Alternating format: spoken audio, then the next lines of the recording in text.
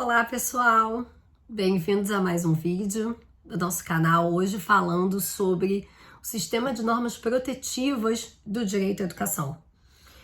Bom, primeiramente, a gente começa pela Constituição da República, começa lá no artigo 6º, quando a Constituição prevê os direitos sociais. Primeiro direito social previsto no artigo 6º é o direito à educação, não por acaso, direito que vai garantir a possibilidade de exercício pelos indivíduos dos demais direitos, É a educação que vai permitir propriamente o exercício da cidadania. O primeiro direito social que foi destacado pela Constituição. Mas esse vídeo vem aqui para chamar você a atenção para todo o contexto protetivo desse direito, que começa lá no artigo 6º, mas passa pelo artigo 193 da Constituição, o artigo que inaugura a ordem social na Constituição da República. Dispositivo importante e que vai orientar todos os direitos que se inserem na ordem social. O artigo 193 é da redação originária da Constituição, mas o parágrafo único foi incluído pela emenda constitucional 108.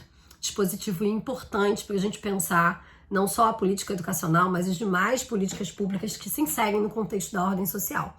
E a gente vai utilizar o mesmo raciocínio para as políticas relativas à seguridade social também. Artigo 193, parágrafo único, vai falar sobre a necessidade de planejamento e participação da população em todo o ciclo de políticas públicas, começando pelo planejamento, passando pela implementação, pelo monitoramento e controle do resultado dessas políticas, garantida a participação de toda a sociedade. Depois do artigo 93, a gente começa mais propriamente a ter as disposições constitucionais que tratam do direito à educação, começando no artigo 205, indo até o artigo 214.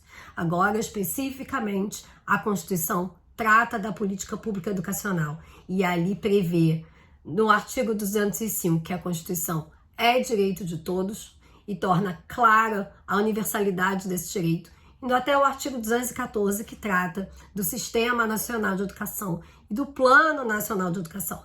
O planejamento da educação está constitucionalizado e deve ser seguido pelo poder público e fiscalizado pelas instituições de controle.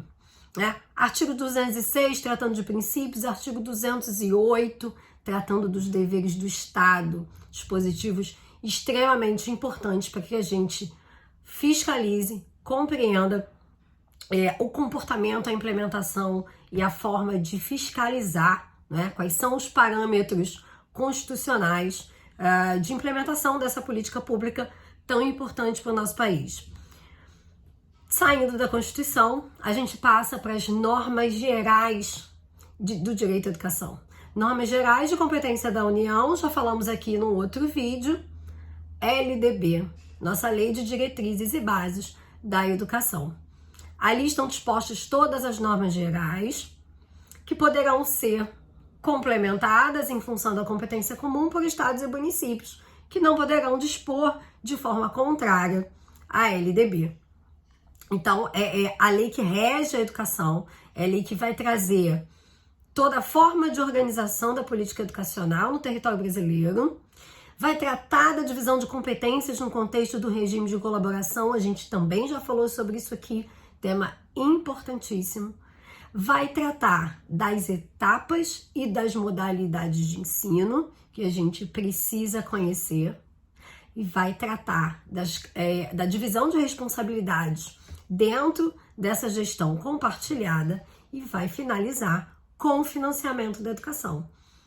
Tema que está aí mais do que nunca palpitante, PEC 13 de 2021, enorme movimento para ser aprovada, para reduzir, na verdade, para postergar, diferir o prazo de aplicação do cumprimento do mínimo constitucional lá do artigo 212, que a gente vai estudar por aqui também, tá bom?